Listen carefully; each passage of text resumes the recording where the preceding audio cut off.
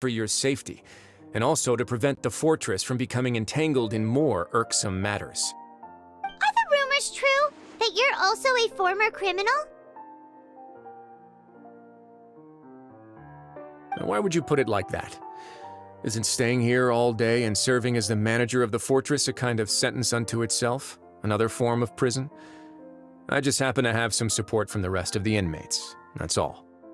Oh, right. Paimon wanted to ask, who invited Cloran down here? Me, of course. I paid her good mora to come down to the fortress for some field work.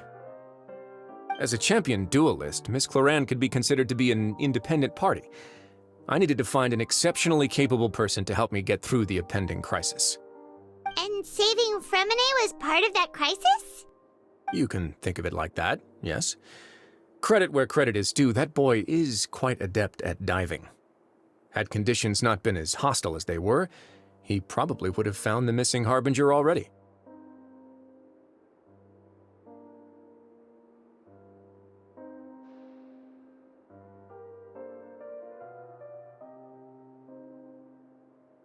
That's not something you should be asking after. Neuvillette only asked you to investigate Child's whereabouts. All I need to prove to you is that the Forbidden Zone had nothing to do with the Harbinger's disappearance. That should be clear now that you've spoken to Fremine. But we've already uncovered that there's something wrong with the infirmary, and we've answered a bunch of questions that you threw at us. Isn't it about time that you answer our last question in return? You make a compelling case. Do you really want to know the answer that badly? Yeah, Paimon really wants to know. Even if the truth may not be pleasant?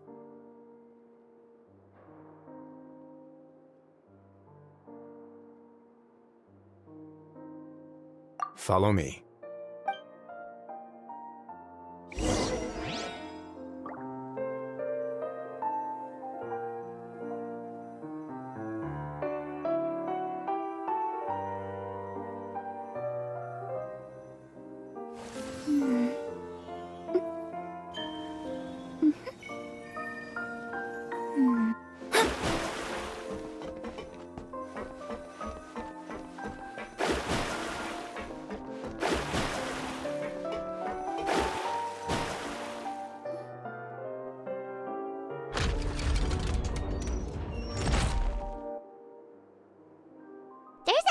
Door here?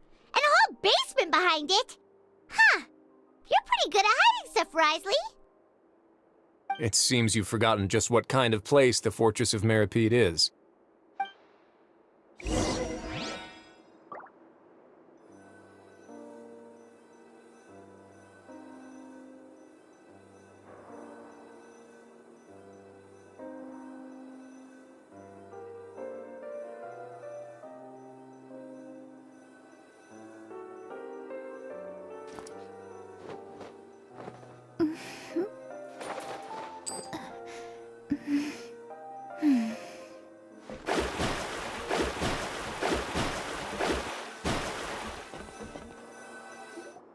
Stand on the central plate. Wait, is there a secret mechanism or... Whoa!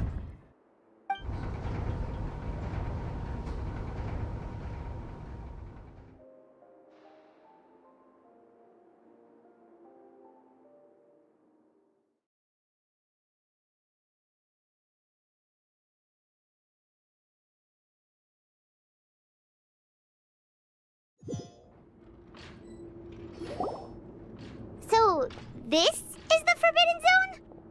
Honestly, for a place so well hidden, Paimon sure doesn't see anything special. What a huge door! There are 3 such isolation gates in total. Generally speaking, I'm the only one who's allowed to go inside. Hence the name Forbidden Zone. Am I correct to assume you're going to run on back and tell your little Fatui friends everything? Well, Paimon wasn't thinking of keeping anything from them. Well, I'd advise you wait until you've seen the whole truth of this place for yourself before deciding whether or not to tell them.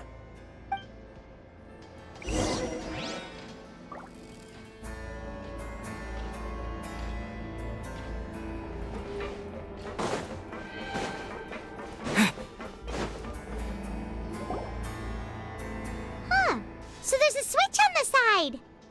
Stand back.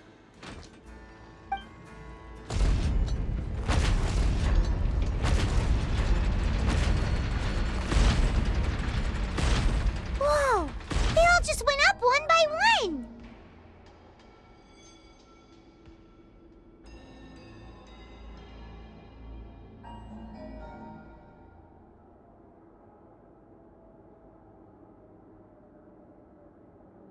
Go on, have a look.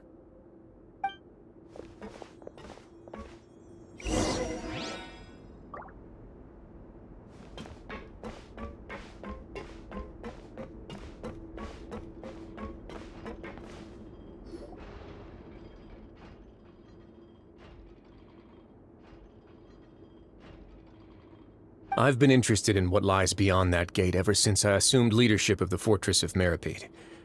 Of course, it would be unwise to recklessly open it, but it'd also be risky and negligent to simply ignore any potential danger that could be behind it. The readings on that dashboard have not budged since the day when I first laid eyes on this place. But over the past year, the needle has crept upwards from its original position, likely because some parameter it's been tracking has changed, if only infinitesimally. Normally, I would have ignored it, but I happened to have some free time when I noticed it, so I investigated. Any guesses what the reading could be tracking? Very reasonable guesses. I've considered both of those as well. Unfortunately, our dashboard is tracking something less ordinary. The temperature should vary with weather and climate changes, so for something that rarely shifts, the water pressure is more likely.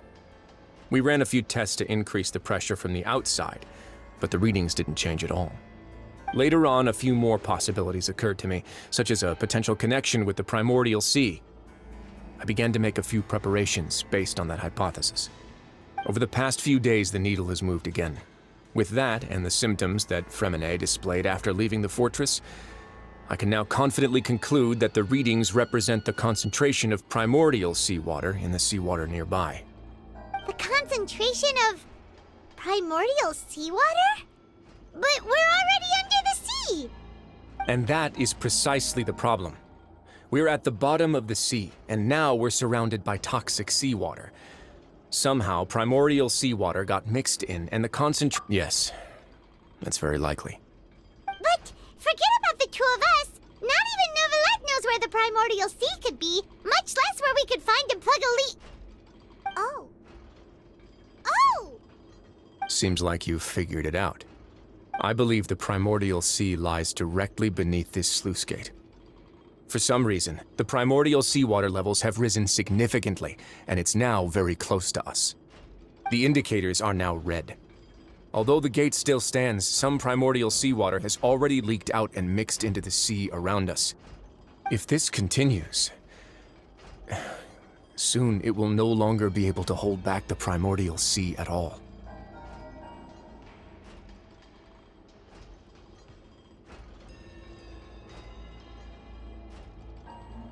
Yeah, you know what the legends say. If this place falls, then everyone in Fontaine will be turned into puddles in the span of a night. But that's just too weird! Why would the Fortress of Meripede be built right above a sluice gate for the primordial sea? Who built this place anyway? Your expression tells me you think this might be part of a vast, complicated conspiracy. To be honest, you might find the actual answer may be exceedingly boring. It's just that the secret of the Forbidden Zone had been long forgotten by the nation before I rediscovered it with my research. There's no single founder of the Fortress of Meripede in any traditional sense. What we know about its history has been left to us by the people who used to live here. When the previous Hydro Archon Egeria ruled the land, all convicted criminals from Fontaine were exiled. The people drove the criminals away like a wolf pack chasing away the banished. The criminals received no sympathy of any kind from the people. They were exiled to the desolate seaside, where they experienced only pain, struggle, and the bone-chilling cold. Some of them began to repent, and prayed to the Hydro Archon, asking if there was still anything they could do. The Hydro Archon took pity on them, and said, "You may go guard my secret, deep underneath the waves." And so, leaning on the power of the Hydro Archon, They gathered underneath the sea and began to build a fortress. They became a community down there in the deeps, and over the years helped it to grow. As the number of exiles increased, more and more people joined the community. When the first group of exiles died, they left the yet unfinished fortress to their successors. The Hydro Archon continued to lend her support, allowing the fortress and what it stood for to continue growing ever larger. Before long, this dark underwater fortress became the Sinner's only home. And with that, the people here stopped referring to the fortress as a prison. They saw themselves as repenting sinners who would regain their freedom once they had sufficiently redeemed themselves. But as time went on, people also realized that the fortress was a lonely place. Once they had gotten used to life here, they could no longer feel comfortable living in the overworld. Once they had finished serving their sentences, some people left and some others chose to stay. They'd find some idle position and let their withered souls fade away with the ancient secrets of the past. After many, many centuries, few people still remember the reason for the fortress's founding. Now they just see it as an integral pillar of Fontanian society, as the place where criminals deserve to be sent. Now and again, researchers manage to break one law or another and live out their days in the fortress. I learned all this from an elderly historian.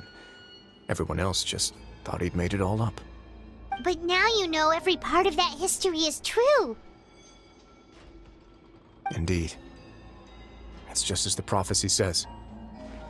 If this gate fails, then everyone will be dissolved into the sea.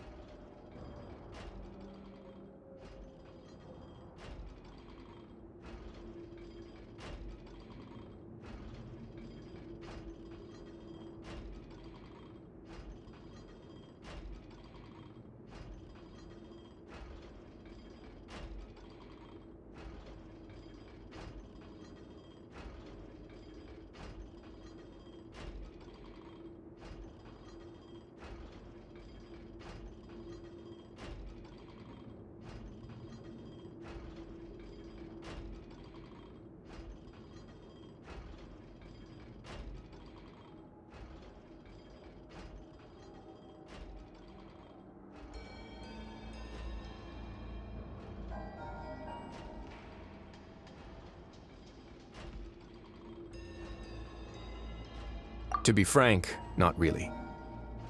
But sadly, that hasn't stopped this prophecy from proving all too accurate. Prophecies are troublesome things. Just hearing one will create the first wave of panic. Seeing signs of it will bring about the second, and actually witnessing it in real time, the third. Let's go somewhere else. I want to show you something.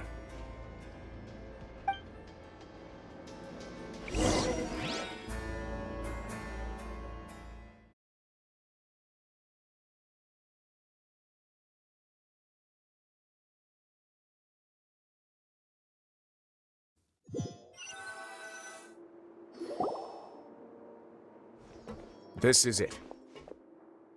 Your Grace, perfect timing. The results from our last round of experiments have... Wait, Jurier, he's not alone! Huh? Lorvine and Jurier? No need to panic, you two. I've already told them about our plan. What? After you warned us not to tell a single soul about any of this? I'm skeptical as well. Are you sure they are trustworthy? The results speak for themselves, don't they? These two may already know more than you could ever imagine. All right then, if Your Grace insists. They seem harmless enough, so I'll trust them for now. How about some reintroductions? This is Jurier, one of the highest-ranked researchers from the Fontaine Research Institute. He used to work under Edwin. I trust that you've heard of Edwin? He's the one who blew the whole institute sky high. Everyone knew he was a bit crooked in the head, but you're not a local, so I guess it's possible for you not to have heard of him. Edwin's main areas of research were archaeum and gravimeters. As his assistant, Jurier is quite familiar with them as well. I hired him to be my technical consultant.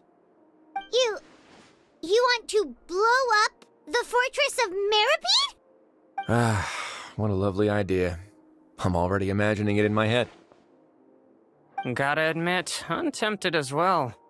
Guys, focus! Focus! That taskmaster over there is Miss Lorvine, and is also one of my technical consultants.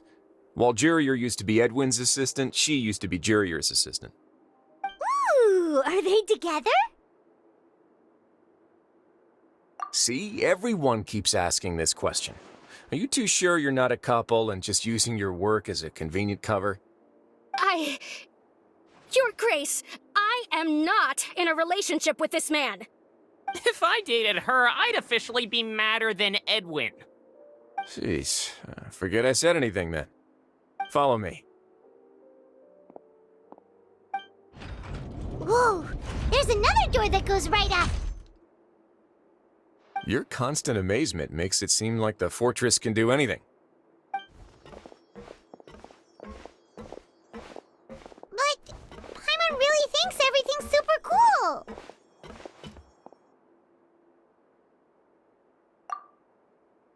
Well, let's spice it up a bit. And here you go.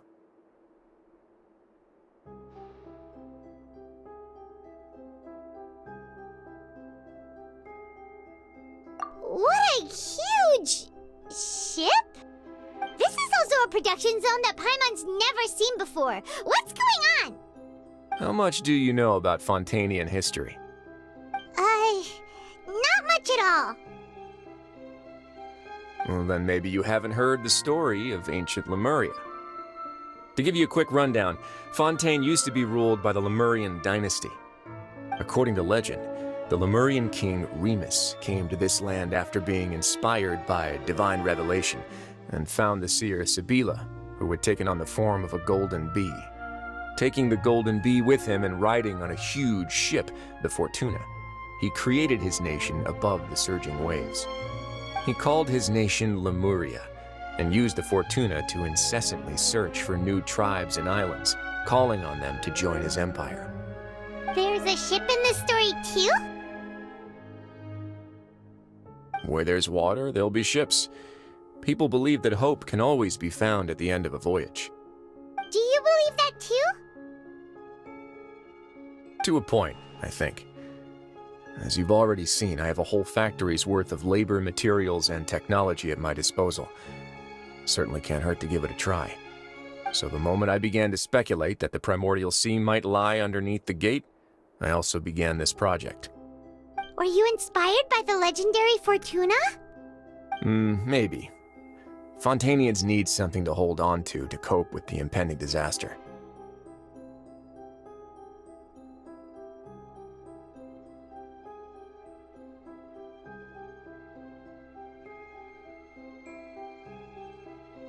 Were the workers to find out the truth behind this ship, riots would destroy the fortress faster than any catastrophe. As the fortress's administrator, I'd never make such a reckless call. All right, that's enough talking for now. I'll need another 3 cups of tea to soothe my throat. Do you have any other questions? Seems like you're good. Come on, I'll take you back.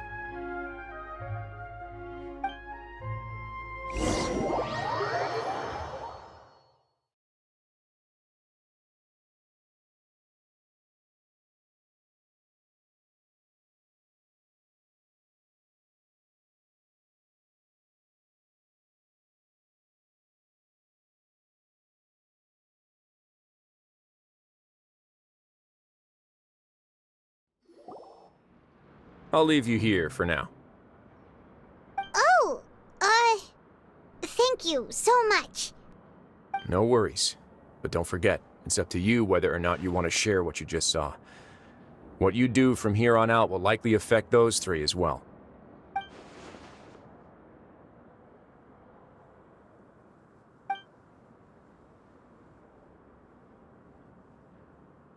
Yeah, we'll put a lot of thought into it for sure.